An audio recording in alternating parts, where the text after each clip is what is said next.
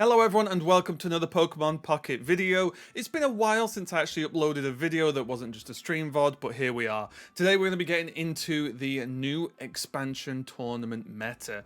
Just yesterday we had two huge tournaments take place, tons of players and tons of games with the new cards. First off, as is tradition, we will of course be looking at Ursi Day's tournament. It does not have the top cut yet because I'm recording this on a Sunday morning and it's going to be Sunday evening for me at least when the top cut's going to be played out. I'm actually going to be casting this one, so that's going to be awesome. Make sure to check it out if you've not. You can check the VODs on Ursi's channel and everything if you happen to miss it. But yeah, let's dive into what's happened with the Swiss. This is one of the first like really big tournaments with the new expansion card. So taking a look at how the Swiss broke down, first off, this, as usual, is broken down into just how many people submitted what. So obviously the most popular deck here was Palkia EX Vaporeon. So did have a pretty okay win rate. Anything above 50% with these kind of numbers is quite good indeed. It was approximately 10% of the meta. There might be some other variations later on. So these numbers, you sort of have to add some of them together, move them around a little bit. But let's just say it's roughly 10% of the meta, which is quite low for an overall meta share of one archetype. However, we are in like week one of the expansion, right? So there's a lot of experiment to do. So let's check it out. We do have a player, Emperador, who is 9-0-1, which means they've drawn one match, lost 0 and gone 9-0 in the Swiss. So it's looking pretty good so far. If we open up the deck list, yeah, pretty straightforward actually here. Highlights, of course, for me, of course, Palkia is like the big boy in the list, but for me, Manaphy just enables all of this. I could see a world where actually Misty doesn't get played in the future, and it's actually just reliant on Manaphy, but for now it looks like at least this player's keeping hold. So 2 Vaporeon, 2 regular basic Eevee, which I'm a fan of. This is the Eevee I run if I'm running pretty much any of the evolutions. And then of course 2 Palkias. We have the Professor's Research, Misty, 2 Leaf to help get the Palkia out, and the Vaporeon to be fair, 1 Cyrus, 1 Sabrina, 2 Pokeballs, 2 Giant Capes. So no Rocky Helm here, definitely relying on using the Capes instead. And what this is going to do is give the Pokemon the longevity they need, right? Once Palkia starts to like be able to attack and can maybe attack twice in a row, you are probably ending that game, right? So as long as you can get to that point, it's huge. Cape not only going on Palkia, but also an early Cape on Manaphy can stop it getting like one turn knocked out, which is one of the strategies you can employ as Manaphy has become very popular, that you can just say, okay, I'm going to run Pokemon that can knock it out almost instantly. So maybe it gets to use its Oceanic Gift once, and that's it. So yeah, the Capes make sense for me. A lot of people have been talking about, oh, is Cyrus just the new Sabrina? Yes and no. I think the design's good with these cards because although they're similar, they do different things. Obviously, Cyrus punishes having damaged Pokemon on the bench and lets you fully manipulate that. Whereas Sabrina is useful if you need to pull something off the bench like early in the game or something that you've not managed to hit, right? Especially with this deck, until you have hit with Palkia, it's not really like you've got bench snipe abilities or AoE cleave or anything like that. So I do like the 1-and-1 split here, but if you want to start with a Palkia deck, mostly this is probably at least your starting point. I personally like to run Glaceons in there, but I like Glaceons, so that's fine. Yeah, really, really good score so far for that. We can take a quick look at some other decks, of course.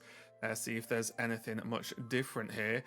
Well, there's one of the differences. Instead of 1-on-1 with Sabrina and Cyrus, we have just 2 Cyrus here. So losing a little bit of the flexibility with having the sort of repeat advantage of just having Cyrus like almost always available when you need it. If you run 1 Cyrus, you might be in a bit of a struggle because you're not going to have access to it as consistently as you may want. Here is a slightly different list though, because this does drop in an Articuno and also a Mars. So this is kind of interesting, right? Still got the 2 Leafs in there. So actually, let me have a quick look. There's 1 Mars in there, so we'll get to that in a minute. But I just want to flick back just for a second and see what the cut is actually. Right, so it's 1-1, 1-1. Oh, it's the Capes. There we go. I was so confused. My brain isn't wired to notice tools yet. So yeah, so cutting 2 Capes for a Mars and an Articuno. The Articuno EX, complete personal preference, but it acts as like a kind of third Palkia in the deck, right?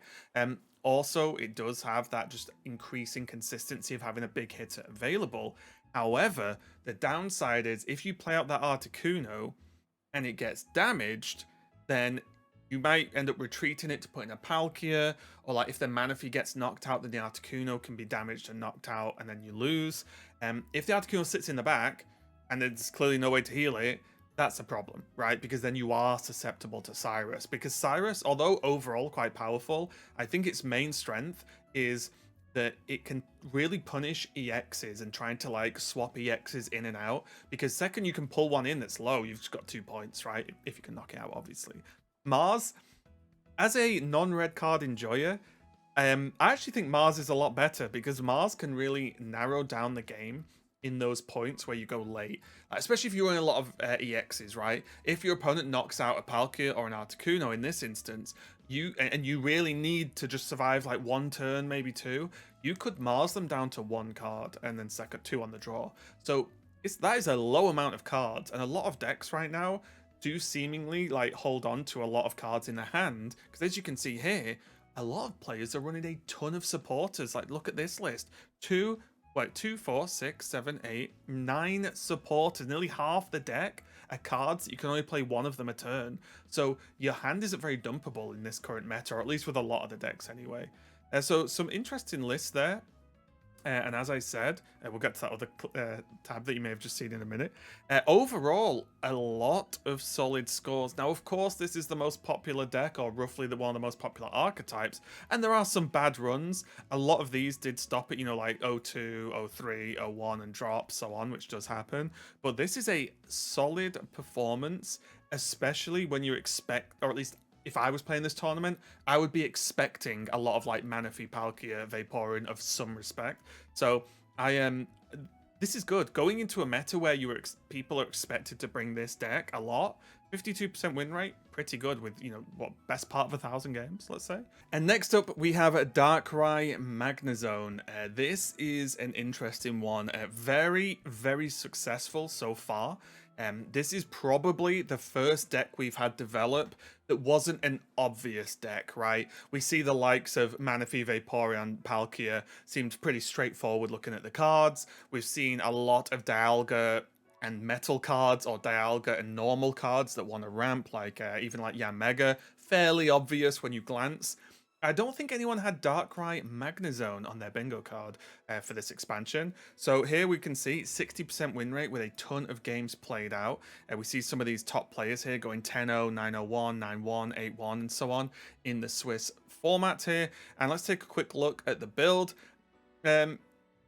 Okay, yeah, I was going to say, for a second I was like, well, that's interesting. The Magnemite's running the lower attack one, but of course this Magnemite has Colorless Energy, and you only run Dark Energy in this deck. The idea, if you haven't faced it, being that the Magneton generates electric energy itself. So if you generate 1, 2, depending on how the game's going, maybe 3, then you can evolve it to Magnezone, and you can attack like 3 times, right? Because Magnezone only needs 1 electric energy to attack with 2 colorless, and it discards 1 electric energy each time it attacks.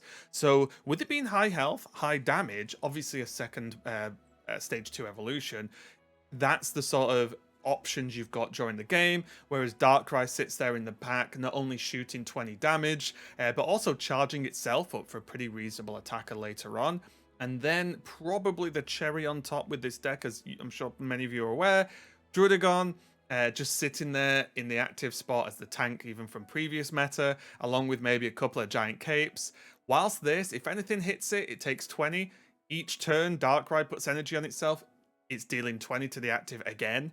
So it can really, really tank.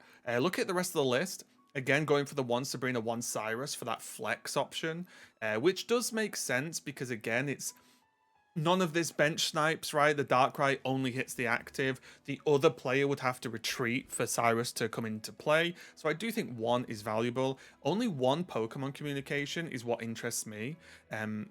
Because with double Magnezone, you really want to get Magneton mainly, like sat there charging up, because that's generating its own energy. And you need it to do it basically like maybe not 3 times, but if you're shooting Darkrai, there's only so many energies you can manually attach, right, to get value.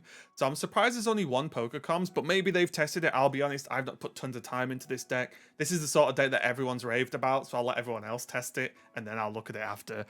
2 giant capes, no Rocky helmets for the sort of Drudagon Rocky helmet meme, but I think that's fine because it is more cycling around. Well, the longer the game goes on, Drudagon's still doing damage, Darkrai's still poking damage probably, and then you've got 110 blasts from Magnezone to sort of whip around with that. So pretty interesting list, pretty powerful. However, I think this is strong now because it's like the first discovered sort of intricate deck, let's say, an unexpected one. So we'll see how this one goes going forward. I'll just take a look at a few of the other lists here just to see if there's anything else going on. There's a 1 giant cape there and 2 leaf instead of 2 giant capes and 1 leaf by the looks of it.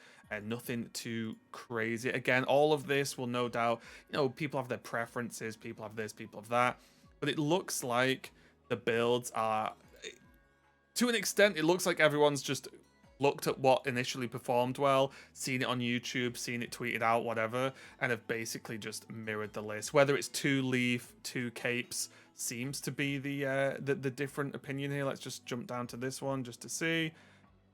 Okay, well, this one's gone the other way. 0 capes, 2 Rocky Helm. So this is going a little bit more like high tempo, high aggression with the damage. But generally speaking, it looks like, you know, there's a pretty just solid all-round build there. So yeah, if you're looking for just a strong deck that's kind of just good now, definitely check out Darkrai Magnezone. We will see how these decks have performed in the Hooglandia and Spragels tournament as well. This is all in the same video, so make sure to stay tuned as well. Check out that. And next up, we have a not performing the best, but something I think a lot of people had faith in, which was Charizard Moltres. And there's a few reasons behind this. One is the fact that Cape exists, as well as some people play Rocky Helmet and such, but the main one being Poke communication is so good, and it lets you say, oh, I've got 2 Charizards, well, I need to find the Charmeleon, cycle 1 away and go for Charmeleon, or I have 1 Moltres on deck, 1 in hand. It's like, okay, well, I'll cycle the one's active, one's in hand, I'll cycle the one in hand away to go for a Charmander, a Charizard, a Charmeleon. So this single card has made decks like this a lot stronger. However, at least initially in Ursi's tournament, it doesn't look like it's been made strong enough. And in terms of deck list, it's pretty much Moltres, Charizard, Poker Communication is how the deck works. Next up, sorry about these graphics. These seem to be loading slow, maybe because they're new. But we'll go in here as a Darkrai EX, Weavile EX. I know this Weavile seems to be a fan favorite. When I've been asked about it over the first few days of the expansion, I sort of said, like, in my testing, I don't think these cards go together, even though they look like they should. I think Weavile might sit better if you like took Darkrai out and just played more aggressive stuff, maybe Far-Fetched or something like that, or just play a hyper aggro low curve deck. I think that could be a little bit better. Don't mind the Spiritombs at all, but overall this deck is okay, but I don't think it's as good as the likes of Darkrai Magnezone, Darkrai Weezing that we'll probably check out in a minute. It's these other styles if you want to play Darkrai, and I think if you want to play Weavile, it's okay, but I think you want to play a different style of deck because Weavile wants to go extremely fast, and you know, adding Weavile's damage and then going 20, 20, 20 might not be fast enough when you can have other Pokemon that hit harder much faster. But we'll have to see how it develops. It is, of course, still early on in the meta. It's just the first tournament, or one of the first tournaments, should I say. Let me just check a few other lists. This doesn't even have the Spiritombs. This is just all sort of trainers support cards and Darkrai Weavile. I'm surprised these have done as well. However, there's obviously X amount of games where you just start Sneasel, Darkrai in the back and just go, right? And some of these slower decks may not be able to keep up. That's definitely interesting. Here, I won't overly dive into this, but it's Executor Celebi, and I'm guessing there's probably tools. Okay, yeah, there's a Cape, there's a Cyrus in there, and again, Pokecoms. Guess what? Just like Charizard, Pokecoms make this deck better because you can get hold of Superior, and as you can see, 1/1/1. with the superior line now to make it much easier, because you don't need double lines if you have more consistency with the deck. And of course, anyone who's played against Executor EX with the current meta knows that even there's only one here, but any tool on this makes it incredibly annoying for your opponent to deal with. And then of course, the cape taking Celebi out of potential danger range too is very, very strong. Next up, let's take a quick look here. There are some other highlights. Gyarados Greninja obviously jumped down a lot in popularity, and also it still managed to hold an okay win percent here at 51. Again, probably what Pokecoms in here maybe. Oh no, Pokecoms. Oh, just what, Cyrus as the addition? Okay, that's surprising. Let me check another list just to see if there's anything else. Oh yeah, I mean, I feel like I'm just loading up the same list over and over again here. Maybe I am. Let's have a little look. Yeah, it looks like it's pretty much the same build. I'm surprised because I feel like Gyarados is kind of going to be outclassed now, but he's holding on still with a reasonable win rate. And next up, we have probably the biggest story of the meta. Mewtwo has fallen by the looks of things. There are some still good performers, but overall, very low win rate here.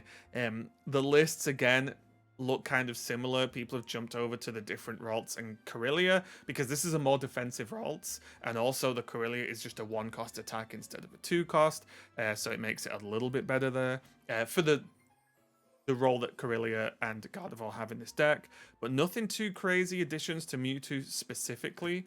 I'll just take a look at some of the other lists, but again, these are 6-4, and don't get me wrong, 6-4 is a good score, it's just not good enough to really hit, especially when that's like some of the best scores that the deck's done. So take a look here, there's a nice promo Pokedex here. But overall, as you can see, it's more or less the same list with like a cape in there to like make Mewtwo not get 150'd by other Mewtwo's, other things that can hit 150. But as you can see overall, big story, guess what? When one of the most best performing decks and popular decks in the game is Dark, well, yeah, Mewtwo's win rate kind of falls. So the issue Mewtwo had in the previous metas was that Dark decks could beat it, but Dark decks weren't beating much other decks. So that was always what held them back. Whereas now it looks like with the help of Darkrai, that it's enough to actually beat multiple archetypes. So Mewtwo has fallen. And it's going to be the next film in that series, I think. Next up, we have Dialga Melmetal. Finally, Melmetal enjoyers got a deck that they could actually play. It's playable. Has not performed very well, though. And I think one of the reasons for this is that the deck is extremely straightforward. And at least in my experience playing against it, with Cyrus existing, one of the weaknesses you have is Palkia, Dialga, any big tanky EX that you can't really heal much, hence the 2 potions I imagine here. Yep. If they're out in front, and especially Dialga kind of has to be because that's you need it to ramp, that's going to take some damage. And then even if you retreat it and bring in Melmetal's tanky, but it's not unkillable. If that's knocked out, then one Cyrus, Dialga's out game. And I imagine that is how a lot of games have gone, because it's how a lot of the games I've played against this deck. It's how that's gone for me. So I imagine that's probably the issue that they've run into. As you can see, a select few players have done well, but once you start scrolling to all the rest, it is really bad scores going on here. So yeah, really tough overall. Dialga Melmetal does not seem to be it, or at least those builds. And next up, we have something a little bit more promising if you like Dialga. And yes, we're going to go through a lot of decks in this video. We have Yanma and Yanmega. Incredible Pokemon. This Pokemon ticks all boxes. I've been asked about this a lot. High enough health. Yeah, 140 is not tons, but it's not 120 either, which is, I would say, like the danger zone of health. Maybe 130. So 140 health. Good enough damage at 120 for 3 energy. Colorless, which is important. And then 1 retreat, and it's a stage 1 Pokemon EX. So Yanmega kind of ticks all the boxes quite well. It's not incredibly good at any one thing, but it's such a solid foundation, especially if you want to heal it, maybe with Erica. If you want to retreat it easily because it's only got the 1, you can put a cape or a helmet on this and it's still going to do extra damage. So Dialga's going to ramp this. We have Mew in there for the awkward matchups. Nothing too crazy here. Budding to try and help against that Cyrus issue we talked about, but we have blue in here as well. This is what I expect more decks to look like soon, is a lot of one-offs for just that sort of those moments that you need a specific card to do a very specific job. We see one Cyrus, one Sabrina, one Expeditioner, one Blue, one Leaf, and yeah, the deck's been doing pretty well overall. Like I said, very solid. It also helps that, of course, Yanmega is strong against Darkrai and against some of these popular new Dark type cards that have weakness to Grass, because Grass covers Bug, in case you're wondering why. So, yeah, really, really strong play. See, personally, I like this a lot more. I think Skarmory is one of the best cards in the game right now, and it will only be used, I think, more going forward. So this is nice because it gives you an alternate sort of push card, and a way to really fight those early game pressures. For example, even if you have your opponent has Manaphy on board, you can just dunk this. Like this just slaps Manaphy like it's nothing, as long as you have an item on it, of course. Same with stuff like even Drudagon, right? Like Skarmory can kind of go toe-to-toe with Drudagon without much issues. So yeah, I like the Skarmory in this list as well, just as an alternate option. Next up, we will... oh, Darkrai Weezing has not done so well in this tournament. Okay. I prefer, at least for now, playing Darkrai Weezing. I play Honchkrow in mine, so my build's a bit different. But there's a lot of cool plays with this. But a level of Darkrai Weezing that could be a problem is that you've got so many plays and so many options to do in any given turn that the deck's, I think the deck's kind of just hard to actually execute. So we'll see if anything else develops from this, but it does look like Darkrai Weezing, at least in Ursa days, has not performed super well. What else can we take a quick look? Because obviously I'm conscious of how long this video... I could talk about this stuff all day, and maybe I will soon. We can look at the electric type. I think electric does have a chance to perform well. We have Pachirisu, what is it? I think it's Pachirisu, Pachirisu. I can't remember how people pronounce that. Someone tell me in the comments. Pika, Zapdos, Electabuzz. I like this card a lot. However, I don't know if it's that good in Pika, because I feel like you are already going to be weak to Cyrus, and especially with no potions, that you're just giving more EX choice right now with 3 EX Pokemon that they can just be cycled but then punished a lot by Cyrus, which is a bit scary. However, I will say that I think Electric is in a good spot in the meta right now. We see another build with a Rotom, which is an interesting one. You can slot this in any deck you want because it has a colorless attack. So that's been doing it pretty good so far. Let's see if anything else jumps out. Oh, this is the big one people will want. This is a fan favorite, I think, already. Rampardos, Lucario. We'll take a look at the top list, of course, here. I'm going to have to try this. I've not got around to it yet because I'm doing this video. I struggled to find a spot for Lucario, but here, Hitmonchan, basic cheap, and good frontliner. Lucarios, and then Rampardos, which of course need the Skull Fossil for. So this does a lot of damage for 1 energy, which is great, and even more, of course, with Lucario, or Lucarios. It's just, I've always struggled doing the fossil thing. I saw someone play one with like Chatot fossils, which looked quite interesting to just get to them quickly, but this looks like it's doing work overall. If we take a look, there's decent scores here. Considering only 15 people brought it, it's gone 57% win rate, which is very, very promising, honestly, especially again, week 1, when you don't really know what to expect. I will just quickly organize by win rate here to see if there's anything crazy. Wait, only 1 person brought Yanmega Palkia? That's not true, is it? Oh, wait, yeah, Palkia. That's interesting. Yeah, this is a good idea, actually, because Manaphy ramps the Yanmega and the Palkia. You still get to run Misty. I've not tried that yet, honestly. That might just be better than Dialga. There's a world, right? This player's gone 7-3. Very successful run here. Obviously, we looked at the Lucario Rampardos builds.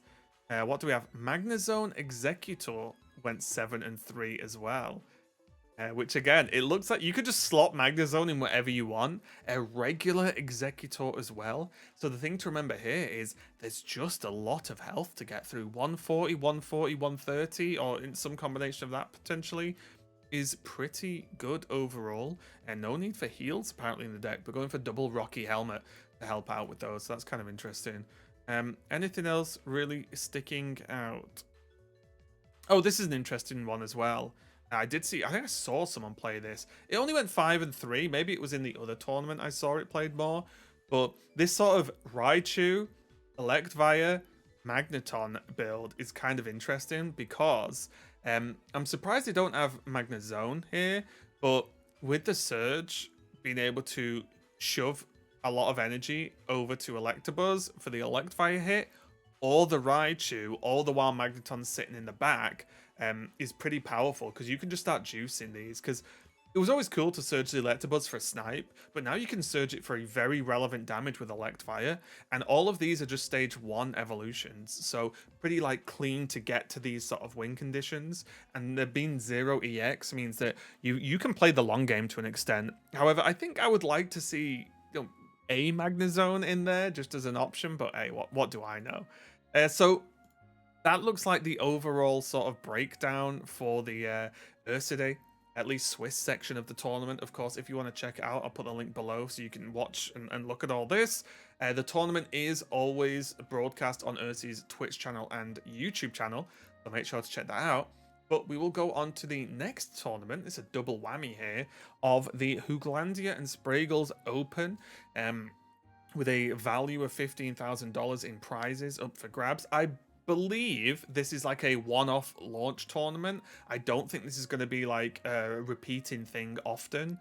Someone correct me if I'm wrong, I apologize if so. I did manage to catch some of this, and once again, as we look, we are organized by share. Yeah, as we look, there's been a pretty good number of players here, as you can see. We will just look at the Swiss. Oops, I did not mean to do this. Let's look at, oh wait, this is going to take a second to load. 1 second. We'll look at Swiss first, just to get the full, you know, review of how Swiss went. We can see once again, Darkrai EX Magnezone performing well, 64% win rate. Very, very good overall. We have Weavile Darkrai doing 50%, so not too bad, not too bad. Charizard Moltres suffering again. That's 2 tournaments now we've covered with this. Executor Yanmega, Palkia Vaporeon, the sort of usuals, doing okay. Dialga Melmetal suffering, so I think we can say, at least for now, Dialga Melmetal does not feel like it with such these low win percentages, because that's two big tournaments, a lot of games under the belts here. And then what else do we have? Anything that really sticks out? Here we go. Darkrai Weezing in this tournament performed a lot better. So let's take a look at some of these lists and see what the difference is here. It's still one Spiritomb, Weezing, and Darkrai, and nothing too crazy. Double Cape, though, and a potion to help out. So that doesn't look too bad at all. Let's take a look at anything else. Still Spiritomb as well. Definitely going to help out Spiritomb Cyrus. For me personally, I thought 2 Kogas was a bit much. I didn't feel like 2 Kogas was needed. However, again, that's just my build because I play more Pokemon in mine. But looking at this, in this tournament at least, oh, and that is just no extra Pokemon. In this tournament at least, it seems to have done a lot better than in Ursi's, hitting out that, where were we? 58% win rate. Darkrai Greninja, not so much, honestly. Starmie, Palkia, you know, performing quite well as well. Just going to scroll down quick. I'm going to try and not be as long here. This is a big one. Not tons of games, but 70% win rate with Palkia EX Articuno. And again, this is sort of the list we looked at earlier in the video, which is just the addition of an Articuno there. It does worry me that, again, I've said it before, but this is like Cyrus bait here, but just the addition of the Articuno. And the good thing I think about this is they've dropped 1 Eevee for the Articuno, so they're not missing out on any like the item options.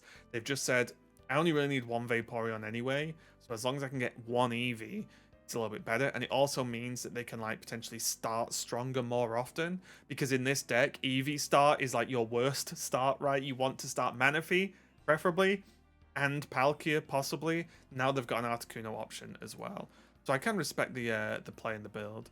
Let me just go back up here to this. 100% win rate, 1-0 and drops, that doesn't count. We had Dialga EX, Mew EX. Oh, I've definitely pressed the wrong thing, I'm sorry. Hang on. Can I click this? Just takes a second to load, sorry guys. Oh, this was the one I wanted to show you guys. This was it, this was it. This is huge. Skarmory, which I said I liked earlier, and Bastiodon. Sorry, I'll try and pronounce it right. This deck popped off, and again I said, Skarmory carries games by itself. It's so strong, and with just the Skarmories and fossils, you are starting Skarmory 100% of the time, every single game, no questions asked, and then you just have to get to the fossils to sort of survive with Bastiodon if you can get there fast enough. We have obviously the four items basically to play: capes and helmets, potions for sustain, one Pokeball. Think about it. One Pokeball, because you only ever really need one. So there's a world where Pokeball has been cut a little bit. It makes perfect sense, because again, you'll only ever need one Pokeball, but it is funny. And of course, that gives a bit of a spread of the other tools here. But the main thing is keep stuff alive long enough to get to Bastiodon, and then kind of just rock out, because you can block 100 damage per attack sometimes with him. So very, very strong. But the big thing for me was this wasn't a one-off. We had a 9-1, 7-2, 6-2, 4-3. So every player that brought this deck went positive. And yes, it's only 4 players, but very impressive win rates. If you want a cool deck to try out, I mean, I already think Skarmory is absolutely insane, so there you go. But as you can see, this is probably the big story, isn't it? Again, Darkrai Magnezone, great win rate, tons more games than pretty much everything else here, so looking good overall. And we will probably finally look at this one. Not the best win rate in the world, but I know people do like this card, which is Gallade. It's a pretty good card. I don't know if Lucario, if like this is the build, let's say, but it's clean, right? You have Hitmonchan to sort of tank and just be in there, get to the Gallade, pop off and go, because it is such a low cost attack for such high damage and high health. It's very, very strong, but it's just got to find the build, got to find like the time to get there, right? And I do think an issue with fighting right now is a lot of the popular dark cards are weak to grass and not fighting, so it's a little bit tough. But yeah, let's take a look finally as well, because I believe we can just look at let's show. Oh, here, there we go. So we can see actually if these want to load. Is it standings instead? Oh, I guess we can just look at this. Yeah, wow. These were the final placements for the tournament into the top cut, I believe. Oh, wait, we can look at bracket here. Perfect. We just see Darkrai Magnezone winning as far as the eye can see. It's pretty incredible how many made it. And actually, if we actually go back to the list, there we go. Sorry about that. So here we can just see Magnezone, Magnezone, Magnezone, Magnezone, Darkrai Weezing. We got an Aerodactyl Lucario in there, Magnezone, Magnezone. We got a Skarmory Bastiodon, which went Bastiodon. Sorry, I can't say that word.